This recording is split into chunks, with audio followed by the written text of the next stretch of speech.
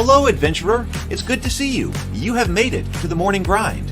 Welcome, welcome. It's the live stream at the beginning of the Geekverse, where we talk about all types of topics in geekdom, gaming, and fantasy, with an emphasis on being constructive and creating the things that we want to exist in the world. It's all on the grind, Sizemore.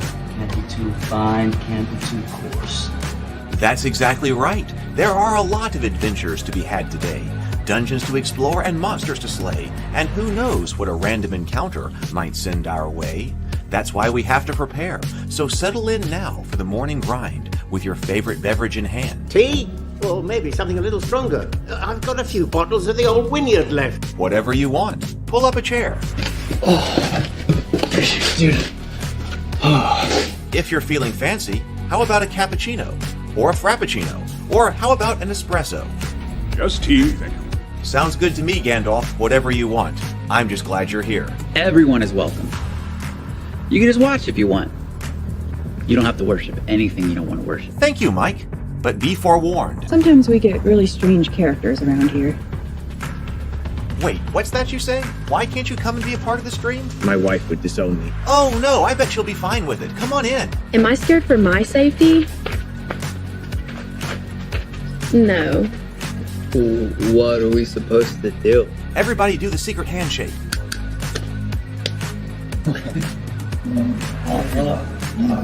Secret cultist handshake. Oh, now do wizards who love each other. This, my friend, is a science. I still don't have gills, but it's fine. It's all on the grind, son. Can't be too fine, can't be too coarse. Dude, this would be a sick place to bring the band. Indeed it would be, Dave. It really would. I'm seeing more people coming in. Welcome, glad to have you here. Oh look, here's someone new. Is this the cultist meetup? Yes it is. Come to hang out? Please accept me. I have nothing else. Okay, we accept you. Everyone's welcome here. Brought some snacks. Well, that makes things even better. You want some coffee? I don't drink coffee. You sure? It's cultist coffee. What makes it cultist coffee? I'm a cultist and I'm drinking it. Oh. Then I'll have some. What exactly is going on here? I'm seeing more people coming in. Welcome. It's so great to have you. Oh, and look, here comes another stranger. Can we help you? Yes, fellow cultists. I could really use some food. Oh yeah? Welcome. We have donuts. Oh, it's me. I'm glad I'm here. I'm sure you have a few questions for me, though. What's your name? Who do you work for? What god do you worship? Great questions, Rob. I'm Steve King, and I worship Nyarlathotep. No, not really. I'm just Heath, and I won't be worshiping anything this morning. But I will be your host. Welcome to the office. We're going to have a great time. I've got my coffee ready, because now it's time for the morning grind. If you could become a fish, that would be amazing. Then I could command you with my mental fish powers. Good morning, everyone. Good morning, and welcome to the office. Welcome to the morning grind. It is great to have you. I see Zero the Blade is already here, and also Mike, channel members both. Thank you so much. And yes, please do hit the thumbs up button and subscribe if the algorithm has brought you here because you're interested in, well, today, GURPS Mass Combat. And we're actually going to be looking at how to actually fight the battle today. We have been looking at day one. We were looking at part one of GURPS Mass Combat. We were looking at basically how it organizes force structures and how to raise a force. And then yesterday, we looked at basically pre-battle reconnaissance and moving forces and things like that. It is interesting because we've been looking at this sort of in the context of the lost kind of domain play that we looked at when we were going through D&D, the D&D Cyclopedia. And we were wondering if we could play something like that with GURPS. And it seems like, well, with the combat system in GURPS, the Mass Combat, it seems like this is a pretty good system. Again, I don't think it's going to be a war game. We're not getting down into actually gaming out a battle. I think we're going to be able to resolve battles with just a few rolls of the dice. in less time. Once you go through all of the trouble of organizing what your forces are and all of that, there's all that aspect to it. Of course, there was that aspect in the D&D Cyclopedia as well. But then we don't have to actually go through a war game. We just we dice out what the particular battle results were. So we could have another level, because we talked about the holy grail of gaming being able to operate on multiple different levels, or what I was calling that anyway, that sort of integrate with one another. So we might look at some type of war game that we could plug in later. Hey, good morning, Zero Theory. Good morning. And Robert and Jonathan and Neutromancer. Good morning, everybody. I was up this morning. I've been thinking about some changes to make around here. Always am. How to run things better, how to do things better. So, and nothing much to talk about here, but was thinking all yesterday about how to really shake things up, because I'm really thinking I'm needing it. I really need to shake things up around here. Hey, Nathaniel. Good morning. Good to see you, Nathaniel. I need to shake things up. That was part of starting the whole live streaming as well early on, was shaking things up, trying to change things up, get some more energy in here. But I think I need to take even more drastic measures to get that done.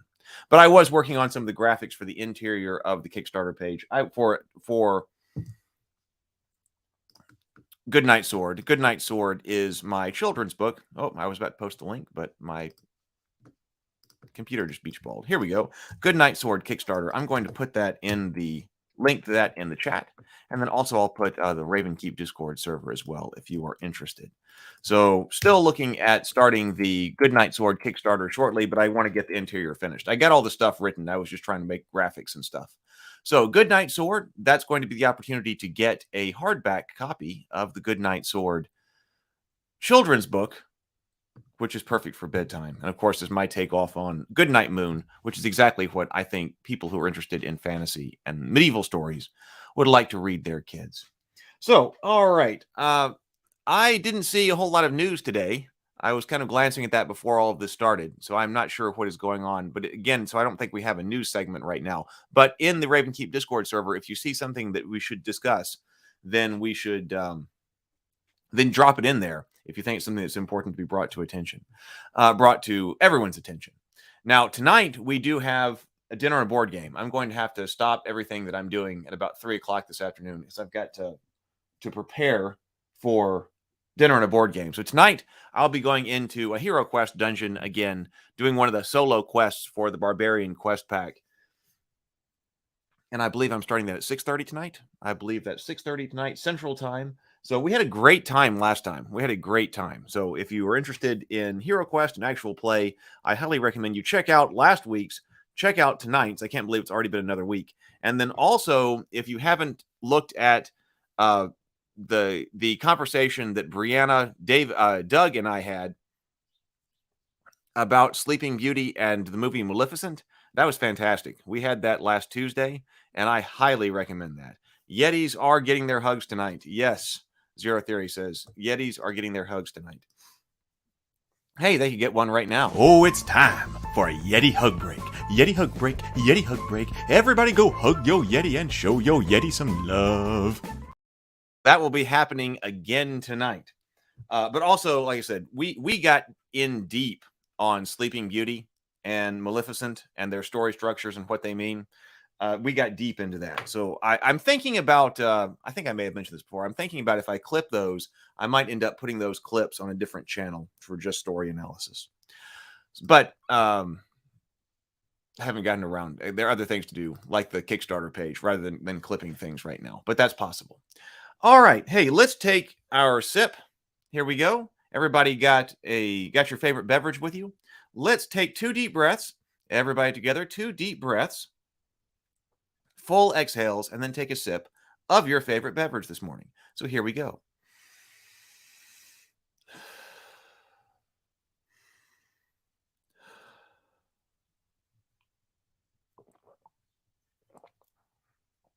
All right. So let's bring up mass combat and see how this works, because this really seems like an engine that we could use for a lot of different things. It was recommended. So this is just the fighting part. So I was looking, so what are other types of domain running rules that are in GURPS? social engineering was recommended. I don't have social engineering, but I could get it. I was looking at what social engineering, what it was saying on its web page, and it looks like it has some of that information, but not necessarily exactly what we were looking for.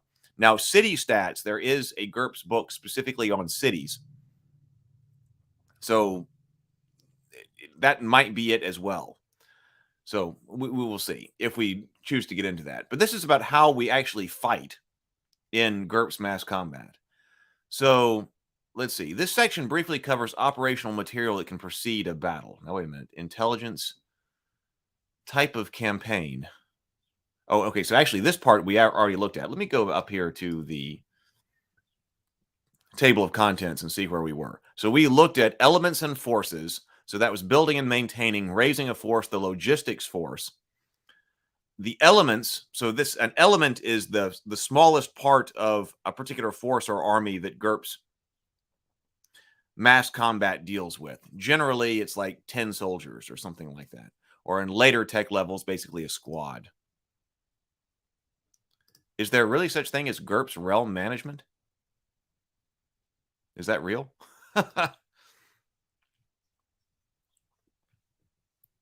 Now, boardroom and Cura.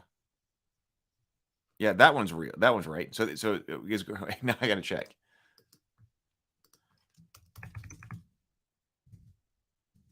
GURPS realm management. Okay, that is real. Okay, that does sound exactly like what we're looking for. Okay, no, I didn't know that one came out. I haven't been following GURPS. Oh, I used to follow everything that came out with GURPS. So okay, so that's actually real. Realm management. GURPS mass combats puts you in command of armies, and GURPS boardroom and Cura allows you to run almost any other kind of organization. But what about fiefs, nations, galactic empires? Okay, well, yes. Okay, that is what we're looking for then. Sounds just like it. That's where GURPS realm management steps in. It provides a way to generate a full spread of vital statistics for any polity of any size, not unlike those for cities and city stats, but on a potentially far grander scale. Even better, it offers systems for managing your realm day to day, for resolving trade, diplomacy, and conflicts hot and cold between it and its neighbors, and all of it's friendly to the PCs. And all of it is friendly to the PCs, being the one who's calling the shots. Make the leap from adventure to adventurism. Okay, well, that's it. Thank you very much. Jonathan. So, yes, maybe that is exactly what it is. So it looks like they expanded. It mentions GURPS city stats here. So it looks like somebody said, hey, Christopher R. Rice, actually, who wrote this. I remember him. I used to be very active on the GURPS boards. Must have realized that we need exactly this. So, okay, so GURPS is providing. So I missed that one. All right. So we did. So elements, we're looking at that. So fighting. Okay, so that's where we started. Campaigning, we looked at that. So preparations, operations, forces in motion, reconnaissance operations, and environment issues. Before the battle, we were looking at that. Initial intelligence, basic strategy modifier, reconnaissance adventures, troop strength modifiers, defense bonus. We had looked at all of that. So now this section right here, fighting the battle, that's where we had gotten to. So a battle is going to be fought in a series of battle rounds, or simply rounds, each of which involves several steps. Round length depends solely on the number of elements and in the smaller of the fighting force. So the number of elements you have, this tells us how long our battle rounds are. So I think that in the sample battle, we were also using a sample battle that was in this book that's between two basically medieval fantasy forces. So they're probably conducting rounds here in about 30 minutes. Oh, yeah. Here's the example right here. In the Battle of Drake's Cross, Sir Richard's force consists of 12 elements, while Strickland's force is made up of 20. The smallest side has 12 elements, so each round will represent 30 minutes of time. Battles often last for as little as 1 or 2 rounds, but a long battle may continue from day to night or vice versa. In that situation, if any element in either force has the night or nocturnal feature, it's necessary to recalculate basic strategy modifiers for both sides. Neutromancer says, and knowing is half the battle. Yes. Risk. Each force commander and individual PC involved in a battle must choose a risk modifier between -3 and +3. So this is for the force commander as well as individual PCs. Because if I remember correctly, in like the 3rd edition, I think it was the 3rd edition version of mass combat, the PC could die or at least take major damage, but there were options for risk management, like how much risk are you going to take on. So we'll see how this goes. Now, we didn't necessarily want, when we discussed this later, we didn't want to just dice down the battle and find out that the PCs had died. We kind of didn't like that. Hey, James. Good morning, James. Good to see you. So, for example, in the Battle of Drake's Cross, Sir Richard and Strickland, an NPC, must choose a risk modifier as they are force commanders. Sir Richard chooses +1, leading from the front. Strickland is more cautious. He chooses 0. One other PC is fighting in Sir Richard's force, swashbuckling swordswoman Cheryl Navarre, who Sir Richard has assigned to command a unit of spearmen. In keeping with her impetuous nature, she chooses a +3. 2. Significant actions. A PC who accompanies the fighting or logistical force and who isn't the force commander may try to distinguish himself by performing a significant action during the battle. In mass combat, glory and heroism are the results of being in the right place at the right time, and PCs are customarily much more likely to find themselves in such situations. Every PC other than the force commander may attempt a heroism roll on 3D. The base target number is 5. So remember, a target number on GURPS, you're trying to roll equal to or less, and you're trying to do that on 3d6. So a heroism roll, base target modifier is 5. So that's not easy to make, but this is heroism rolls after all. But then the modifiers, the PC's risk modifiers, +1 if he has level 15 plus. The PC's risk modifier, so excuse me, this is different things. PC's risk modifier, so whatever you're taking on, +1 if he has level 15 plus and at least one skill that might logically be of some use in battle, or if he has some specifically useful advantage, spell, or piece of gear. +1 if he's personally in command or second in command of one or more elements. +1 if he's with an element that has the fanatic or impetuous feature. -1 if more than one element is involved in the fighting and he's with a support element. That is, one with a parenthetical troop strength, or if he's with the logistical force. Any success means the PC performed a significant action that, through chance or design, influenced the course of the entire battle. This gives a +1, +2 on a critical success to his commander's strategy roll this round. Failure means that he may have been heroic if he chose a high risk modifier, or not if he didn't, but with little effect on the broader scope of events. Critical failure means he blundered in some egregious way that had an impact on the battle. -1 to the commander's strategy roll this round. The GM should weave this into the narrative of the battle, perhaps letting the players add elements that fit their PC's personalities. See heroism and blunders below. If a player cooks up an implausible story, the GM can say that's what the PC believed or claimed he accomplished in the heat of battle. Actual events may have been less impressive. For instance, a pilot who claims to have killed the enemy general by bombing his headquarters might only have managed to force the general to run for cover at a crucial moment. So let's see. Examples of heroism and blunders. Tess Davenport is a medic assigned to a rifle company. She chooses a risk modifier of +1. She has first aid 15, which the GM agrees is a useful skill, giving another +1, giving a total heroism chance of 7. Her player rolls a 7, so Tess performs a heroic action significant to the battle. Her player says she was able to patch up a wounded officer at a crucial moment when the element's presence was needed to turn the tide of battle. Quintus Petronius is a legionnaire soldier fighting in the ranks of his element. He chooses +1 modifier, risk modifier. He's an exceptional swordsman with short sword 17, which is obviously useful, so he gets another +1. He gets lucky and rolls a 6, success. Petronius's player suggests that he cut down one of the opponent's standard bearers in single combat, demoralizing an important enemy formation. The GM agrees. Whereas Max Nodell is an ordinary corporal working as a truck driver in his supply company. He chooses not to be heroic. Nonetheless, a critical failure. He rolls a critical failure.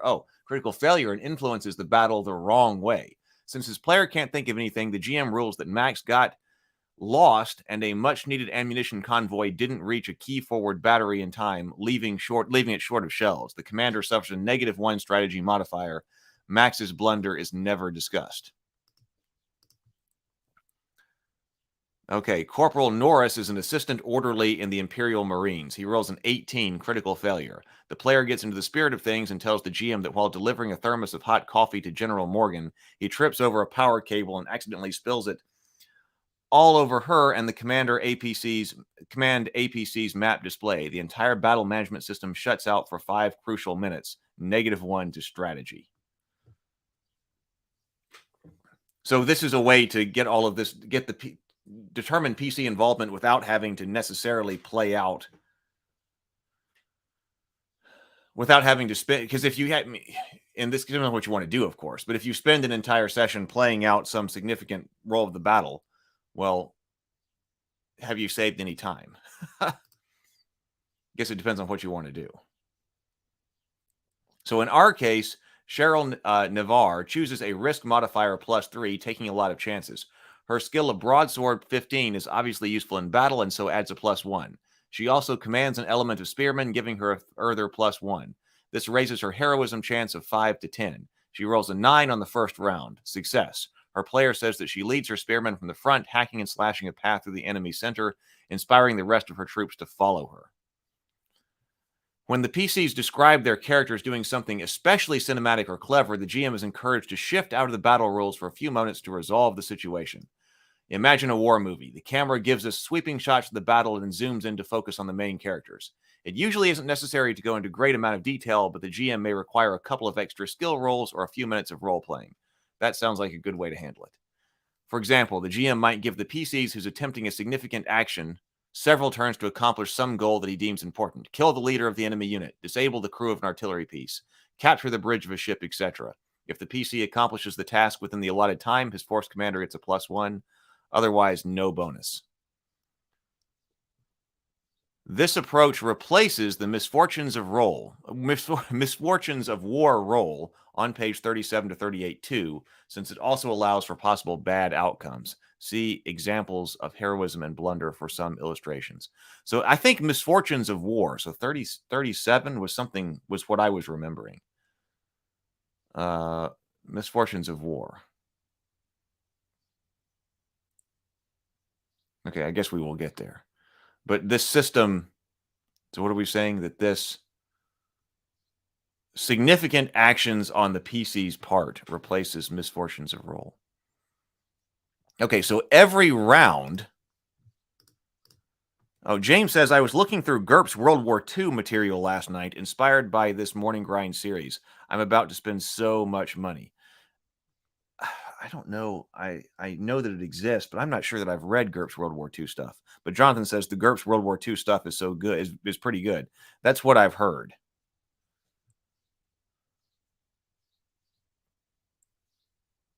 Neutromancer says, in general, I like the idea of mass combat roles if the PCs are leading the fight. But if they are part of a bigger combat, I prefer the battle to be a set piece and not have random outcomes outside the roles of the players.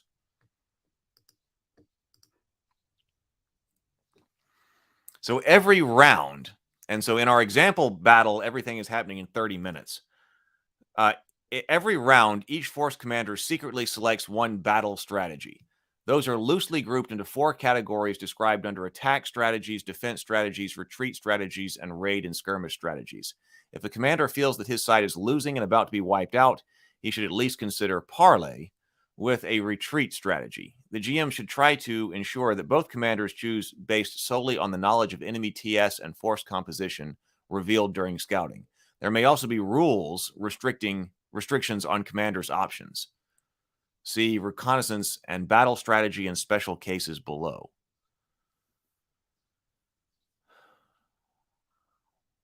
So this isn't just by battle. This is by round. So reconnaissance and battle strategies. So we could be fighting a pitched battle or an encounter battle. When pitched battle, both sides are free to pick any battle strategy. In counter battle, neither side may select deliberate attack or deliberate defense. A mobile force cannot choose a retreat strategy or any defense strategy other than mobile defense on the first round. Confusion. Because based on our intelligence before the battle, some of the forces, one or both forces, I believe, could be in a state of confusion. The commander of a confused force must choose either rally or full retreat in the first round. If he chooses rally, then he gets a leadership role at the end of each round. Success means he rallies his force and is free to choose a strategy other than rally or retreat in later rounds. Ambush. If the intelligence roll from last time told us that we can ambush the opponent, we can. What happens with an ambush? An ambush's commander may select a strategy, but a defense strategy. The ambush's commander may select any strategy, but a defense strategy on the first round. This is the ambushers. Okay. In addition, the ambushers receive defense bonuses, which are normally only allowed for defenses. Treat the other side as if suffering from confusion. See above. So our example is that on the first round of the Battle of Drake's Cross, opposing commanders Sir Richard and Strickland must each secretly choose a battle strategy. It's a pitched battle, so neither commander has any restrictions on choices. Okay, so selecting the right battle strategy. Was there a list of these things? Okay, so defense strategies, retreat strategies, attack strategies. Okay, so selecting the right battle strategy. So strategies can produce a wide variety of effects. Many give a commander a strategy skill penalty in exchange for an advantage if victorious. These are useful for the leader who believes in the superiority of his skill and forces, or who's willing to take a risk. Other strategies affect a force's ability to gain or retain a cumulative position bonus, PB. That's the first time we've encountered that. A force normally achieves a PB gain if it wins a round of battle. This represents capturing tactical objectives or maneuvering into a better position. In particular, taking a defense strategy forfeits the ability to gain PB if the round is won. So a force normally achieves PB gain if it wins a round of battle. Taking a defensive strategy forfeits the ability to gain PB if the round is won. Okay, because gaining PB, it says, is capturing tactical objectives or maneuvering into a better position. Some strategies modify casualties or the size of the PB shift that results from winning the round. Hey, good morning, Vision.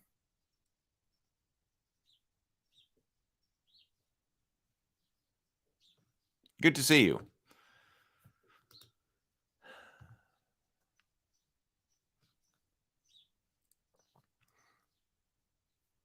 Yeah, I mean, good morning, Andrew. Good morning. You have a craving for peanut butter?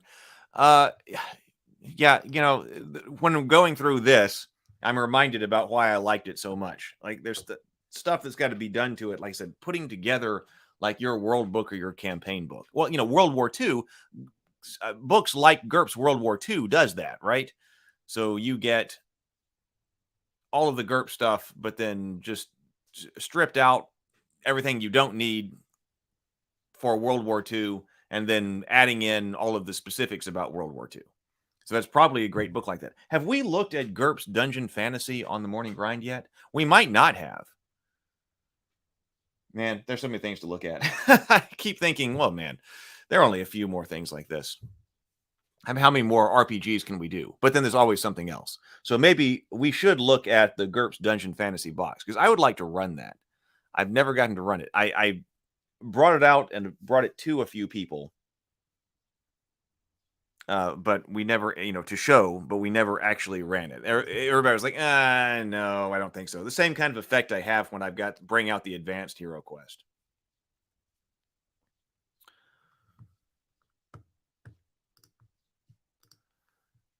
But I think you could make a really good book based on like world books based on GURPS. I mean, I know you can. But GURPS needs greater popularity, I think. And I think GURPS would get greater popularity for all of these reasons if it were more deliberately open, or more open, and in a very deliberate way.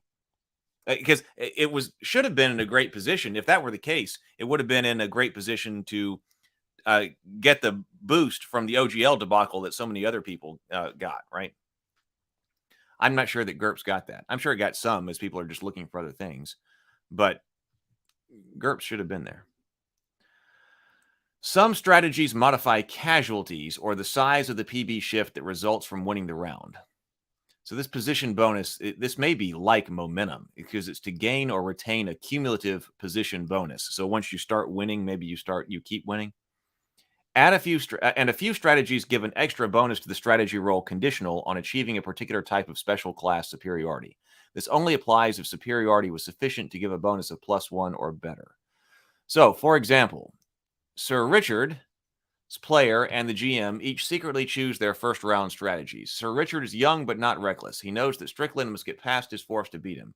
It's his first time commanding a battle, so he sticks to the basics, a defense strategy for +1 to his strategy roll. Strickland is cunning like a fox, and his spies have told him that he's facing an amateur. He orders a complex, indirect attack, which the GM will describe as a feigned retreat in conjunction with a flanking assault by his cavalry. Strickland's indirect attack has a large skill penalty, but will pay off with a double margin of victory if he wins the round. The rebel is certain that he's much better at strategy than some nobody like Richard, so he feels it's worth the risk. Strickland hopes that Richard will fall into his trap and be destroyed. So here are attack strategies, which I am noticing do kind of mirror the individual combat options that you have in GURPS. So we've got all-out attack, attack and deliberate attack, and then indirect attack. So, for instance, all-out attack, that's charge. You get a +2 basic strategy modifier. If you win, you inflict +5% casualties on the enemy. But what is the cost? Unless he wins by a significant margin to take 0% losses, any casualties his forces take are doubled. Okay, default is attack is kind of like a default option here. Press hard against the enemy. Assumed to be using all appropriate battlefield tactics for the period and troops involved. Deliberate attack is a slow but carefully planned attack aimed at reducing any advantage the defender has. It's an option only in a pitched battle or siege, and never available to a side that starts the battle confused. All benefits that the defender would receive from defensive bonus are halved, rounded up. This makes a deliberate attack extremely useful against well-prepared defenders. +1 strategy battle modifier. And if he has artillery superiority, he gets an extra +1. However, a deliberate attack is slow to develop and thus allows the other side to change its strategy, see special cases. And this is the indirect attack. Detaching part of his force in a wide flanking maneuver, faking a retreat, or performing some other risky but cunning move. He gains a -3 battle strategy modifier, only -2 if he enjoys C3I superiority. If he wins, double the margin of victory, which I suppose we will see down below. Repeated indirect attacks offer diminishing returns. However, the foe will be wary of further risks. On the second and subsequent indirect attack, multiply the margin of victory by only 1.5, round up. In addition, a force suffers an extra -2 strategy modifier if it follows one indirect attack with another on the very next round.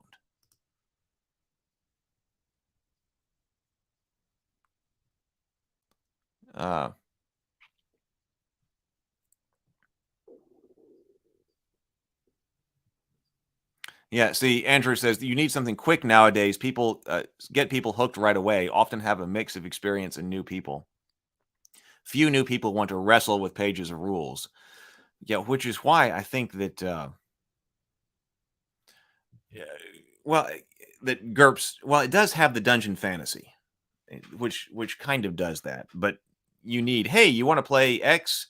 Well, rather than having to build it out with the GURPS basic set rules, here is it already built out in an easy way. I haven't done wargaming in at least 30 years, but at least there were a few systems that had quick scenarios, maybe 1 or 2 types of units and 1 or 2 special single units. Drop them on the table and go. I remember that is how Warhammer was. Warhammer had that. Keeping a synergy in the rules between scales, I think, is important, and I'm surprised at how many games drop the ball on that. Yeah, I think it is too. I agree. Like I said, that's why I always think of it as the holy grail, to make sure that you can seamlessly go up and down in scales. Good morning, Pan. Pan says, good morning. I'm a lifelong DM. The only time I participated as a player was a one-shot GURPS. I had a blast, but missed my D20. Yeah, so it's not that detailed, it seems. So indirect almost seems like detaching part of his force in a wide flanking maneuver, faking a retreat, or performing some other risky but cunning move. That's the group here. Indirect mortar fire might come under like if you have artillery superiority or something like that. That's how it might be classified here. So our defense options are all-out defense. Do not retreat an inch. +2 battle strategy modifier, but also reduces his PB loss by 1 should he lose the round. And also reduces PB loss by 1 should he lose the round. He cannot gain PB if he wins, however, unless he wins by sufficient margin to take 0 losses. Any casualties on his side are doubled. Defense, basic defense option. +1 battle strategy modifier, but cannot gain PB if victorious. Deliberate defense. This is a well-prepared defense. It's never an option in an encounter battle or for a side that starts the battle confused. In a pitched battle, it's allowed only on the first round and only to a force that has a defensive bonus. Either side may use it freely during a siege. It gives the user a +1 battle strategy modifier or +2 if he has fire superiority, plus any defense bonus for favorable terrain. If the defender wins or ties, his defense inflicts +5 casualties on the attacker. However, he cannot gain PB if victorious. Mobile defense, a defense in depth that trades space for lives. This choice gives the commander a +1 battle strategy modifier if his force has cavalry superiority and or naval superiority. Regardless, if he loses or ties the round, the enemy gains an additional +1 PB, even if defending, while the commander's forces suffers 5% fewer casualties, minimum 0%. Like other defensive, victory does not allow the defender to gain PB. Parley. This is an attempt to negotiate a pause in the battle to talk, often to give or demand surrender terms. Reaction roll may be needed.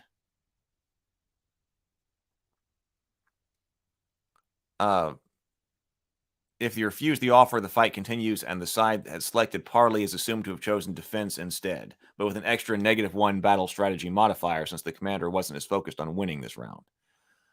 Rally. The strategy is used only when a force is confused for whatever reason, but typically because it was caught by surprise and the commander doesn't wish to order a full retreat.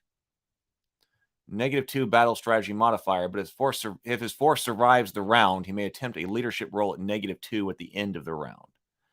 Retreating strategies include fighting retreat, +3 battle strategy modifier.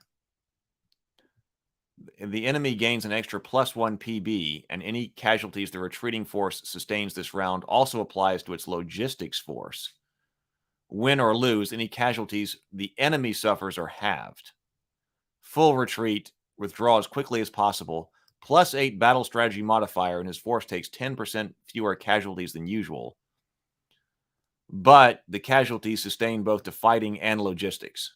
Whoever wins the round, the retreating force loses the battle, and any survivors escape and inflicts no casualties at all on the enemy. The retreating force commander takes a -2 battle strategy modifier when performing a full retreat as a result of confusion.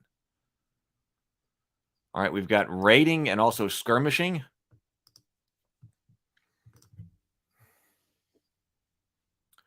Let's see.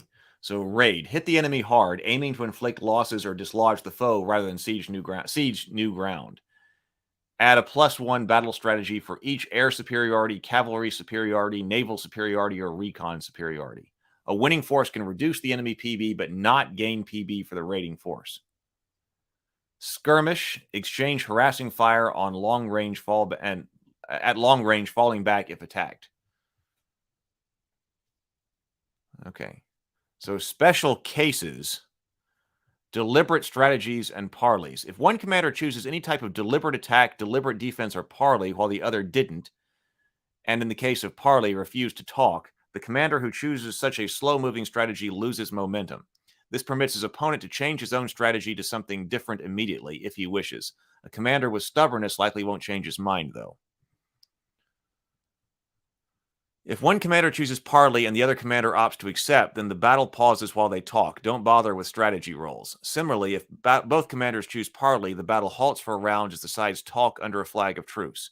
In either case, both sides hold position, and any position bonuses are retained if negotiations break down and battle resumes. Stalemate. If both commanders picked a defense strategy other than parley, then change both strategies to skirmish as no one is serious about attacking that round.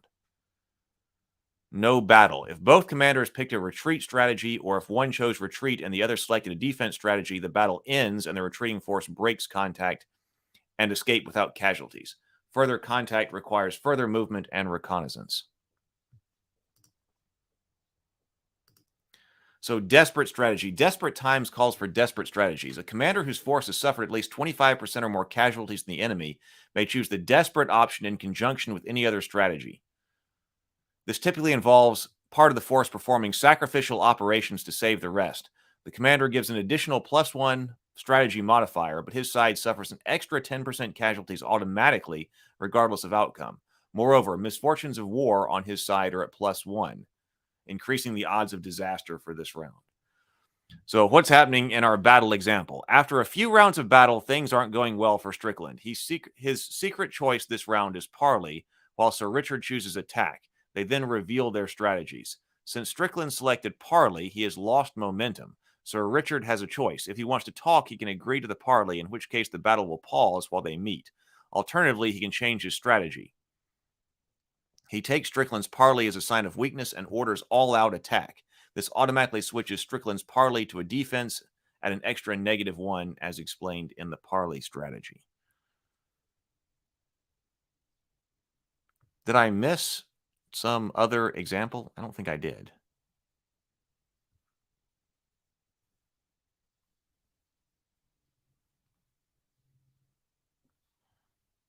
I was looking for a role, but I think we're about to explain the strategy roles. Oh, okay, right here, battle strategy role. So the next step is to determine the commander's effective strategy skill and then resolve the battle round by rolling a quick contest between them. Commanders of forces consisting of 1 to 4 elements may roll against tactics instead. For each commander, adjust skill for all the following that apply.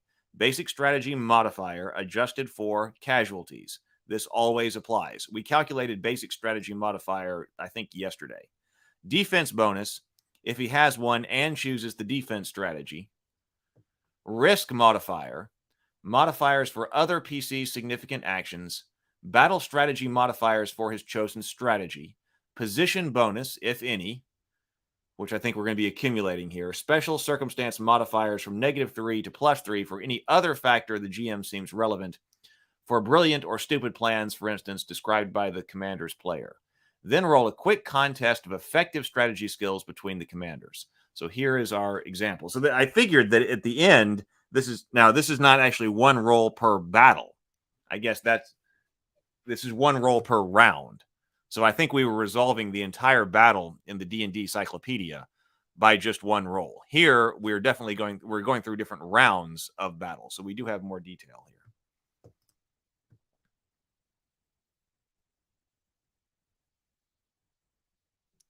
Pan Smith says, how does the GM reference this book or rules? Everything looks like a mass of text to me unless there are tables tables elsewhere.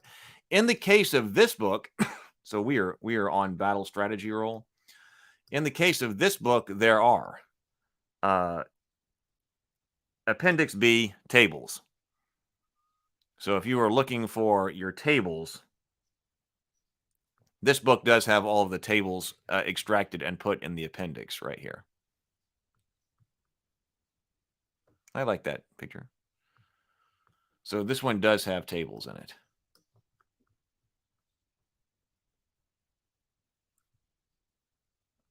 Let's see. Battle strategy roll. So here is our example.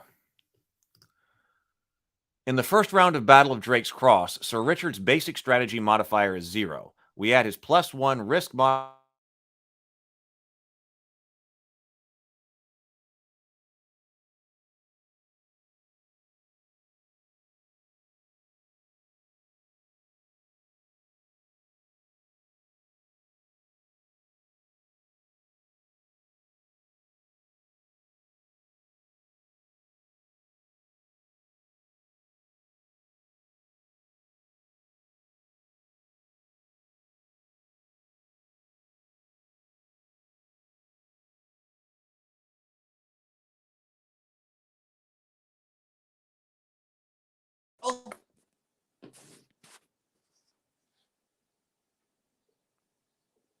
Here I am.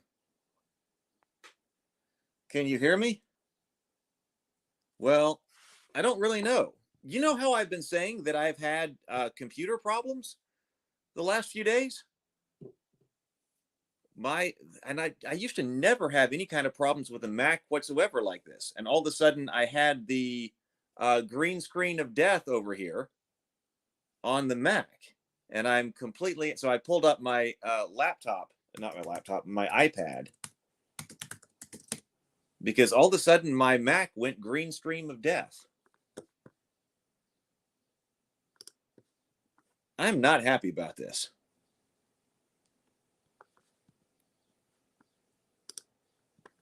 Because, like, I've had pink screen of death, then I've had green screen of death. I'm going to have to check something because that should not be that. Oh, you love this view? Yeah, so this is the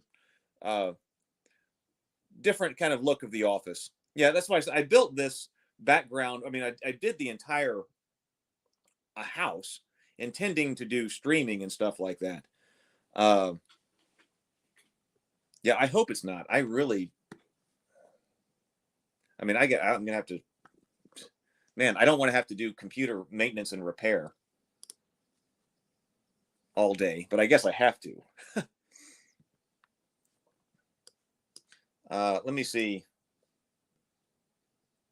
what I can do here. Yeah, I built this house for streaming, but we never really got underway. I mean, we were doing dinner at a board game. We were doing all kinds of things like that. But never really attracted the amount of attention. My ceiling up here, I made my ceiling while my computer over there is putting it back up. That ceiling is actually, I stained wood pallets. I made that entirely out of wood pallets. By the way, don't try that. I tried to do something creative and different here in the office or in the house in general. And so I did, I decided, hey, I think I'll use pallet wood to make my ceilings. And so I did that here in the office, but then I was like, that's way too much work. And so the rest of the house has faux wood paneling for the ceilings.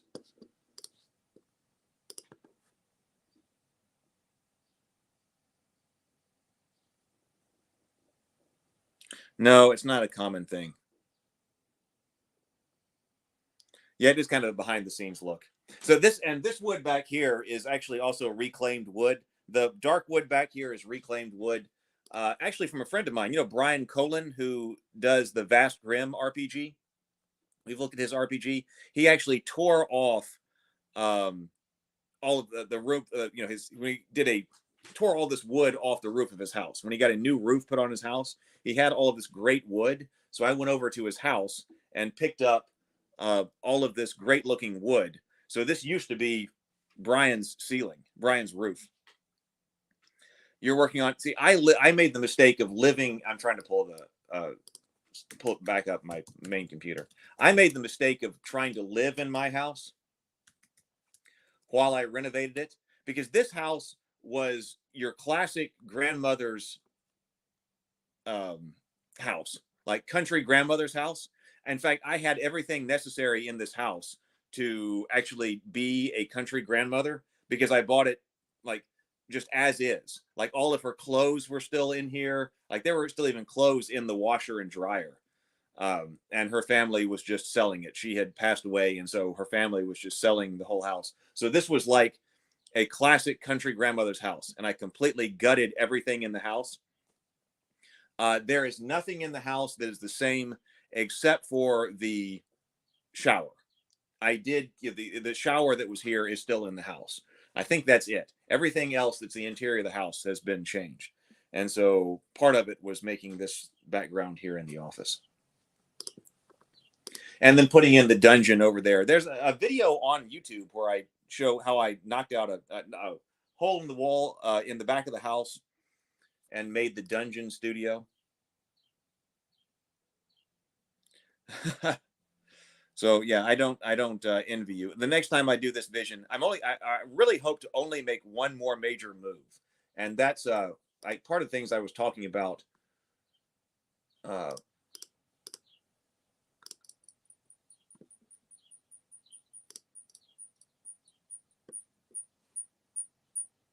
Hang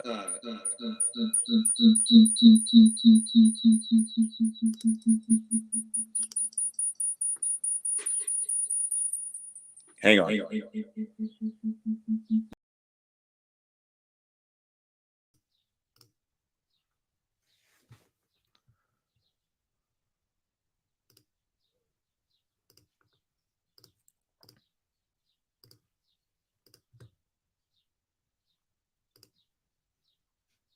Here I am. Yep. What is the problem here?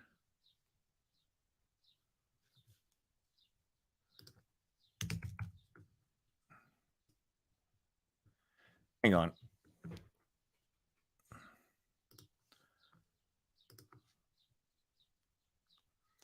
Well, anyway, like I was saying, yeah, I did not go full grandmother, James, so I didn't do that. But I would never try to live in a house while I renovate it again. That's never happening. I stripped everything out. I mean, I was living in this house while it was gutted for a long time. And I'll never do that again. I'm only going to try to make one more major move. Come on, where's my camera? I'm only going to try to make one more major move, and hopefully to someplace, to a house that I want to build. I know exactly what type of house I want. But if I ever build that, I'm going to have it built.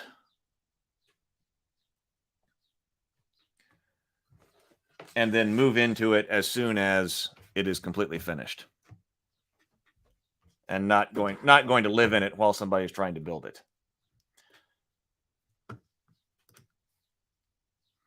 Is that why I needed to get food from the cultists?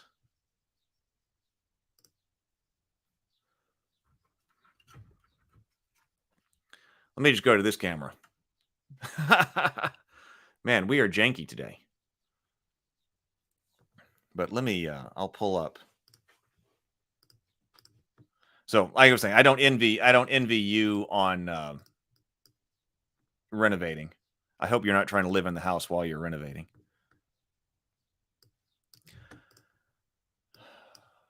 Man, this does not make me happy about the computer. Okay, so anyway, let's see if we can get through the rest of this. So we were on battle strategy roll. So let's see here. We total up all of those, and then we roll a quick contest of effective strategy skill between the commanders. So we said that in the first round of the Battle of Drake's Cross, Sir Richard's basic strategy modifier is 0. We add his +1 risk modifier, +1 for Cheryl's significant action, and +1 battle strategy modifier for his defense strategy. Sir Richard's total modifier is +3. He has a strategy of 10, so his effective skill is 13. Strickland's basic strategy modifier is +3. He took no special risks, so he gets no risk modifier. His choice of indirect attack gives him -3.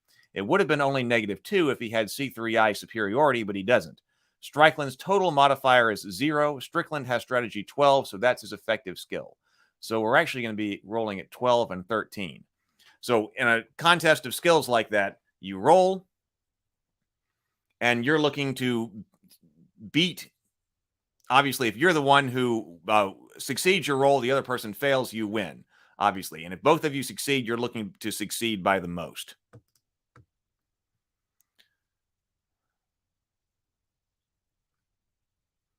Oh, I know what you're talking. Sable, I know what you're talking about now that I've got this. Is why? Yes. I wasn't exactly living homeless at that time, but it was pretty close to that. I mean, I was living in here while the entire ceiling was torn out, and I mean, things were just stacked up everywhere. Vision, you're living in it while you're trying to do renovations. I sympathize.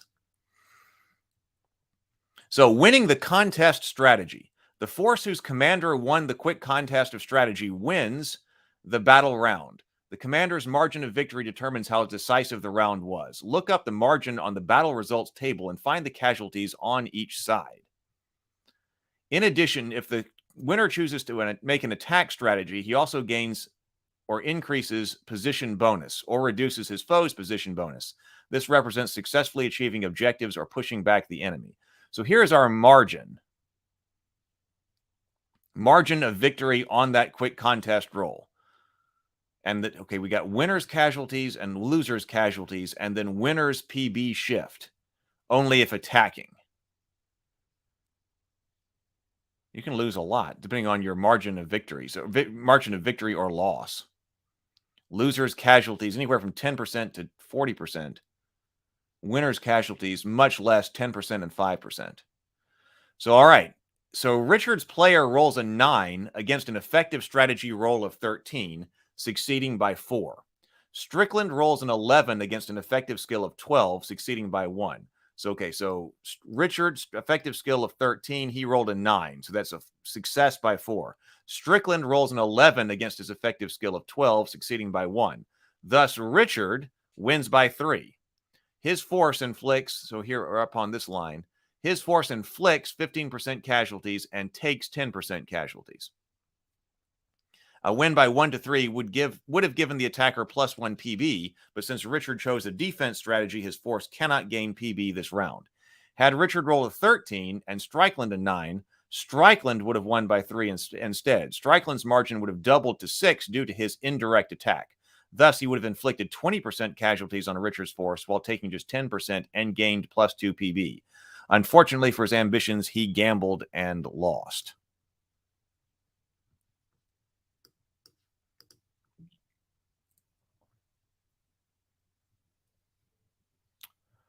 So casualties. Depending on the winner's margin of victory and the strategies on each side, one or both may suffer casualties that appeared in combat results. These are expressed as a percentage of the side's starting forces, expressed as a percentage of the forward's starting forces that have been killed or badly wounded or have fled. Thus, casualties consider morale, not just physical losses. Casualty percentages from the table, strategies, forced marches, or any other rule are cumulative and simply added. For instance, if a force takes 10% casualties in the first round and 5% during the second round, total casualties are 15%. I guess that makes things easy rather than trying to come up with percentages of new numbers that are revised by other percentages. Should casualties reach 100%, that force ceases to exist. Everyone is dead, incapacitated, or captured, or has fled. It is possible to retreat or surrender first. Similarly, any comparisons between the forces' additive casualty any comparisons are between forces' additive casualty totals. For instance, 25% more casualties than the enemy refers to 25 versus 0, or 30% versus 5%, and so on.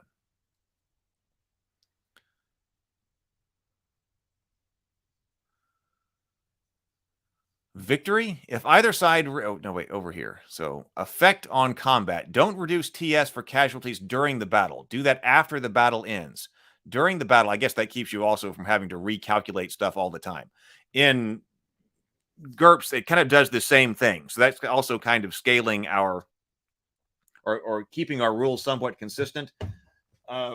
When you lose HP in combat, you don't immediately recalculate everything to keep from having to recalculate, like, I don't remember exactly, but like strength loss or something like that in the middle of battle because of HP loss. So, for example, Richard's force suffered 10% casualties, so his basic strategy modifier drops to 2 from 0 to -2. Strickland's side took 15%, so his basic strategy modifier drops from +3 to 0. So we've got Richard's force suffered 10% casualty, so his basic strategy modifier drops by 2 from 0 to -2. Strickland's side took 15%, so it drops from +3 to 0. Oh, okay. I was wondering, why is that? Well, we're not recalculating, but now actually during here, it says for every 5% casualties suffered, that's where this is coming from. For every 5% casualties suffered, the commander suffers -1 to his basic strategy modifier. Position bonus. Position bonus represents the possession of significant objectives such as a strategic hill or wall, or the gradual evolution of successful maneuvers such as flanking, enveloping, and surrounding the enemy. Only one force can possess PB at any given time. If a side has PB, this adds to its commander's effective strategy skill, regardless of what battle strategy he chooses.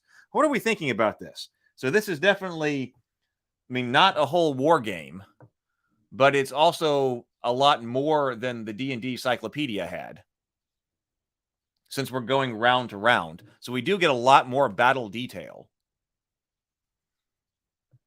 So it's probably, it's going to take longer to play out, but that's probably okay. Like, I wonder how long, because if you could resolve the whole, it would be nice. Like, I suppose if you're running the whole domain, it would be nice to be able to resolve a battle in just one roll if the PCs aren't involved. But here, okay, if you're not going to war game out the entire battle, then spending a little bit of time, especially if the PCs are playing battle commander type people.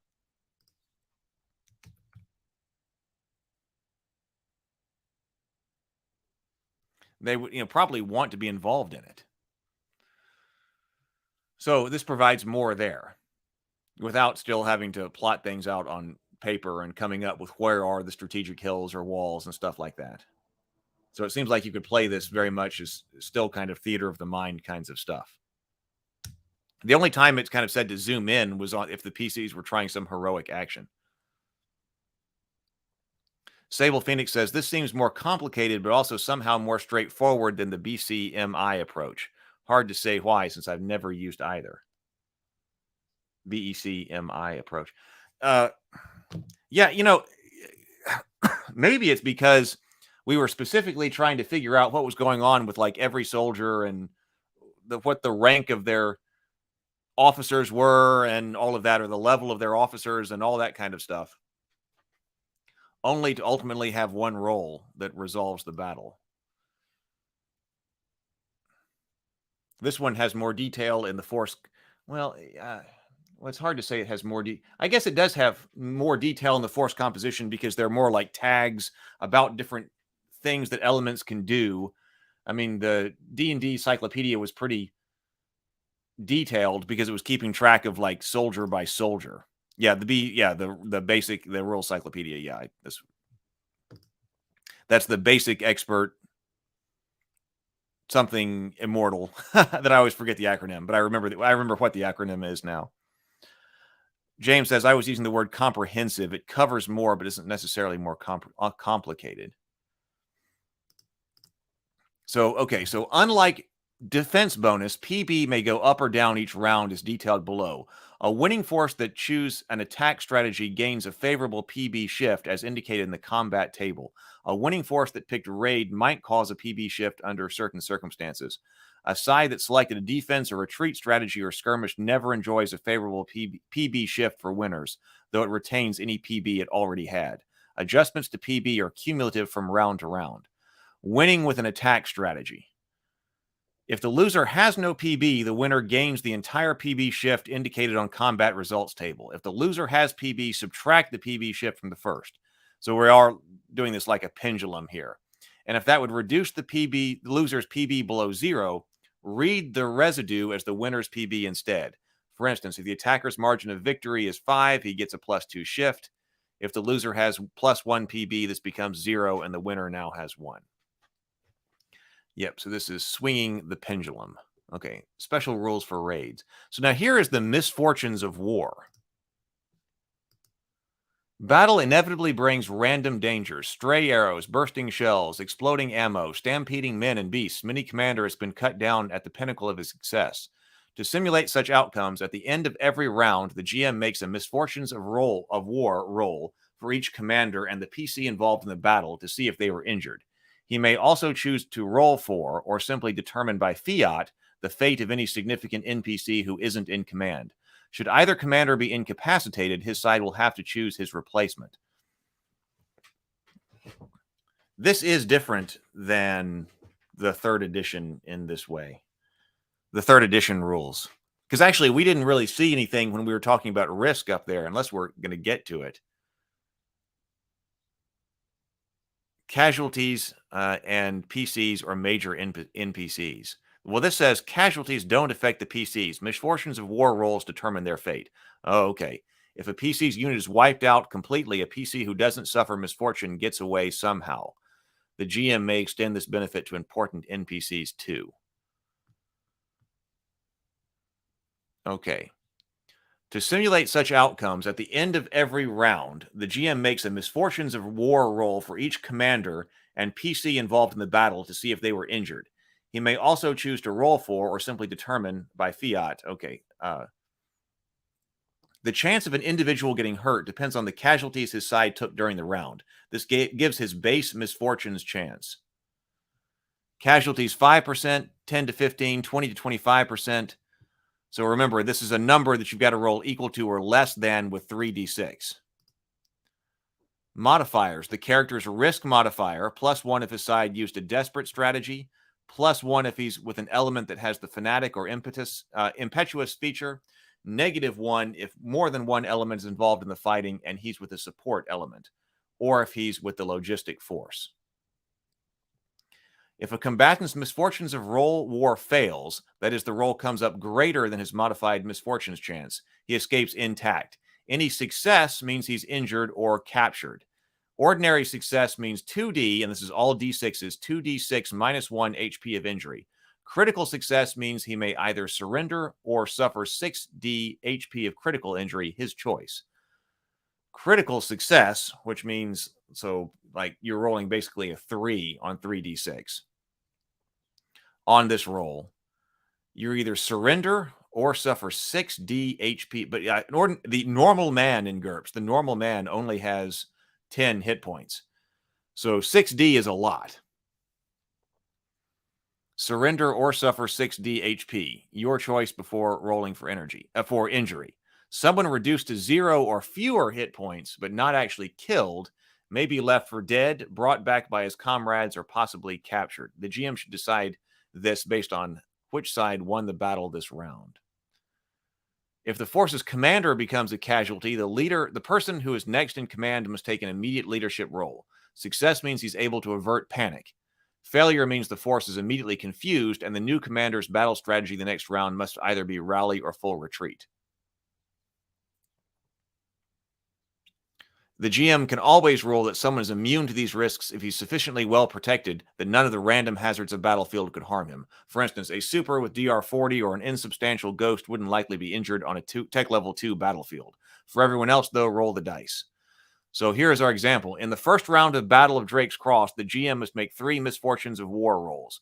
1 for Sir Richard, 1 for the other PC fighting with the battle, Cheryl Navarre, and 1 for the NPC commander, Strickland. Strickland's force took 15% casualties, so his base misfortunes chance is 6. His risk modifier was 0, making his final chance 6. So the risk modifier, I know there was it seems like the risk modifier is different for the individual character than it is for the entire force, because the commander could take a risk modifier, which I took to mean like risk he's taking with the entire force in order to win. The GM rolls a 10 and Strickland suffers no ill effects. Sir Richard's force took 10% casualties, so the base misfortunes chance on his side is 6. Risk modifiers are +1 for Sir Richard for a 7, +3 for Cheryl, giving a 9. The GM rolls for each. Sir Richard gets an 11 and experiences no misfortune, but Cheryl gets an 8. As a result, she suffers 2d6 -1 points of injury. The GM rolls 5, which comes right off her HP. This is injury, not damage. That is important. Yeah, that's a good point. Injury is actually what you take in GURPS. Damage can be mitigated by something like armor. Damage is what's rolled generally and then modified by armor and then also by type of damage. She's hurt, but as she wasn't reduced to 0 HP, she can fight on. She may take fewer risks next round, though.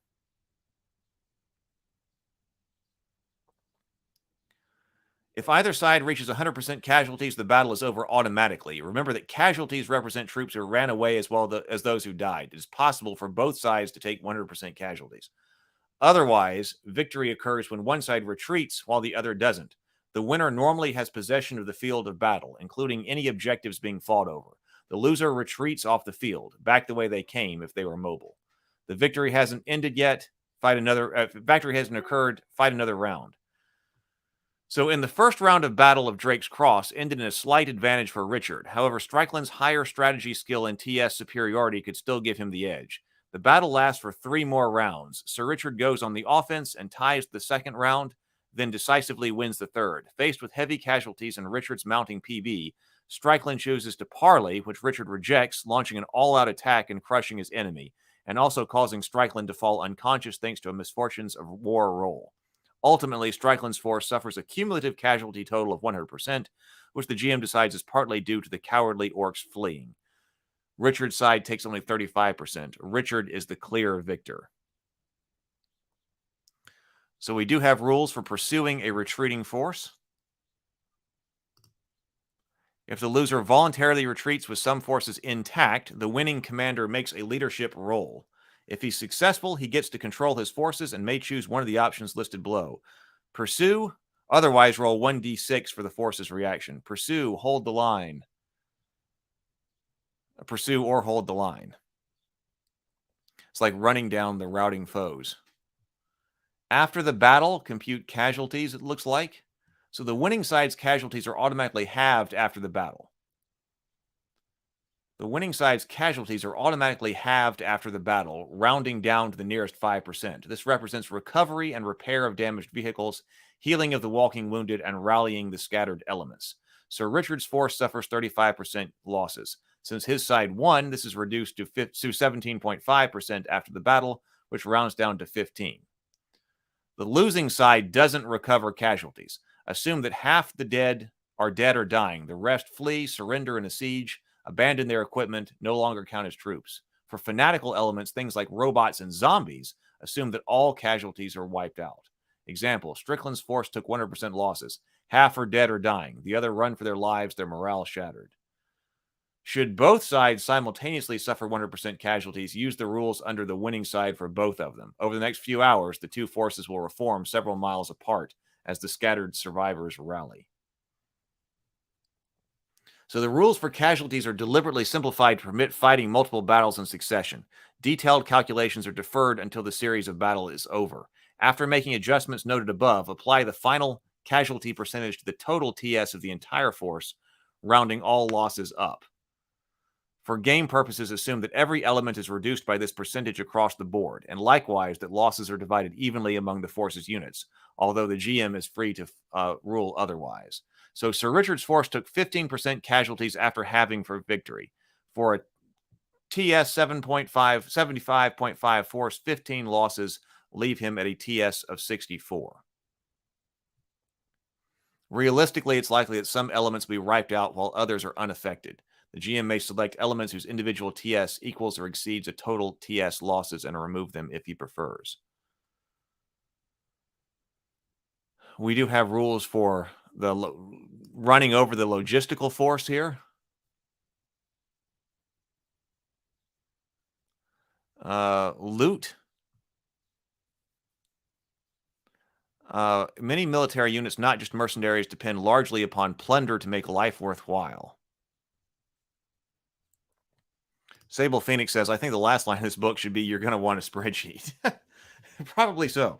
It seems like that's, I'm sure we will too, if we get into the realm management.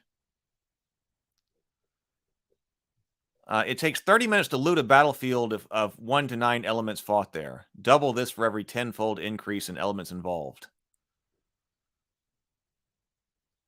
Double this for every 10-fold increase in elements involved. In extremely rough terms, the value of gear stripped from killed or captured troopers, if found abandoned, equals 1/5 of the cost to raise the enemy force, multiplied by its final casualty percentage. For example, if a force worth $37 million suffered 20% casualties, the total haul would be worth $1.48 million. We get that by saying 37 million times 0.2 divided by 5.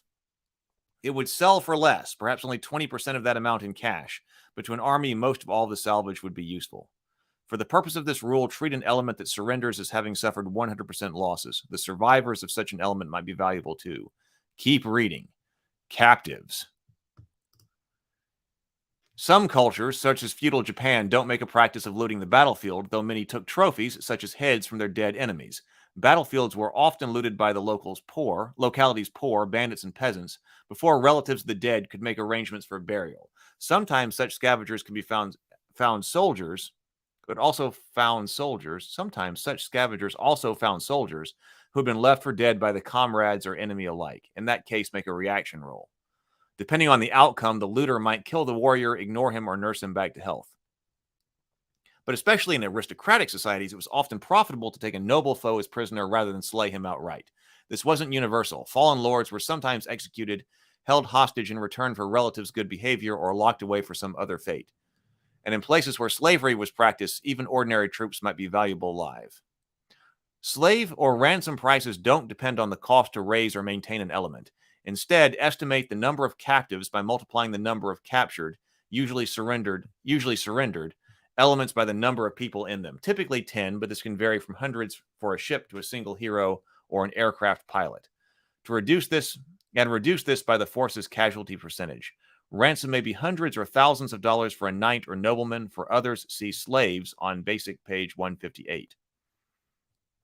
As noted under Misfortunes of War, a PC reduced to 0 or fewer HP might be captured on the losing side. He could meet any of the above fates, waking up in a peasant's cottage, a rival's dungeon, or a slaver's pen. Well, we do have rules for... Oh, look, the rules for siege here are much less than the expansive rules for sieges that the encyclopedia cost. Yeah, that's the most ominous keep reading I've ever seen. So, siege rules.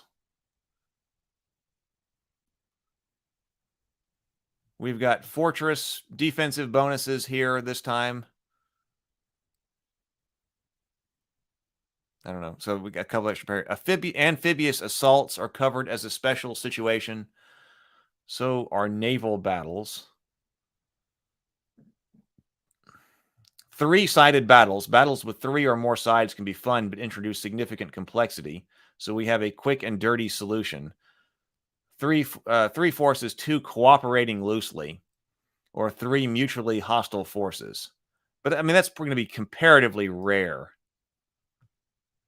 When you have 3 mutually hostile forces on the field, it seems like one of them would want to wait to see what happens to one of the ones.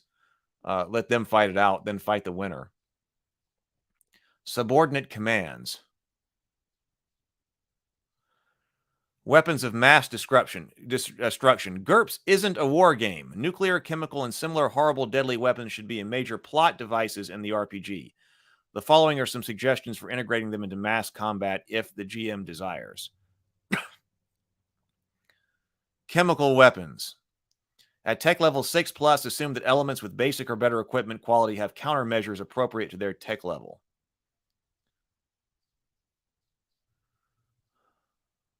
And so, let's see, how do we handle nukes here? So it says the GM answers questions like how big is the blast, who's caught in it, and what if they have lots of nukes? Generally, a force simply loses if it's caught unprepared for nuclear war, and the enemy strikes first. If both sides use nukes, they'll ruin each other's transport networks and so forth, destroying each other's logistics systems. Assume that 90% of all forces are eliminated, only 40% of those with the sealed feature. In backgrounds where tactical nukes and armor capable of withstanding them are widespread, like the Ogre universe, multiply TS and all costs to raise and maintain by 10 for nuke-capable elements. Don't change transport weights, number of troops and vehicles, etc. This makes smaller units deadlier. Ordinary militias may exist and be equally effective if you buy 10 times as much, but you'll need 10 times the vehicles to transport them. In sci-fi settings for nanomachines, in sci-fi settings where nanites can eat people and make them sick, treat them as tech level 10+ chemical weapons. If they can actually reduce the battlefield to gray goo in minutes, treat them as nukes instead. Exceptional powers in battle. And then here we have sample forces. So we have now come full circle because we took a look at the sample forces when we were talking about raising them, because this is the force that was raised as our example here. We do have an example of a modern military force here. And then it does combine all of our tables here in the back. All right. What do we think? Robert says, POW slaves being sent to labor camps definitely would offend modern sensibilities, even if the heroes are there to liberate them. Yeah. Yeah, we can. This was really good. I'm glad we took a look at this. One day we're going to get into GURPS space. That's going to be an exceptional deep dive. But it does make me want to build worlds and stuff for GURPS. Because I was wondering what kind of candles is that showing over there, but I see what it is now. Yeah, so it makes me want to get back to it. Of course, there's so many things to get to here and play. So, okay, I have the situation where I guess I'm going to have to figure out what is wrong with my computer and do some computer repair, especially before tonight, because I don't know what I'll be able to do, but I want to be able to run the show tonight. So I believe that at 6:30 tonight, we will be doing dinner and a board game. I'll be playing Hero Quest through one of the Barbarian Hero Quest dungeons. Also, tomorrow, I have to do something with family, so we'll probably have an abbreviated morning grind tomorrow. So tomorrow might not be a great day to go over Knave. So I'll come up with something tomorrow. I might be broadcasting from a different location. In fact, probably will go to a different location and broadcast briefly before going on to take care of some family stuff. And then the next Saturday, I unfortunately have the funeral to go to for one of my friends. So next Saturday, I know we will not have the morning grind because the funeral is early and I've got to get out there for that. But anyway, so tonight, dinner and a board game. Tomorrow, probably an abbreviated morning grind from an alternate location, and then we will keep going. So everybody, thank you so much for being here with me. I'm sorry about the tech problems, today's tech problems. But in the meantime, everybody be creative, be productive, and grind on.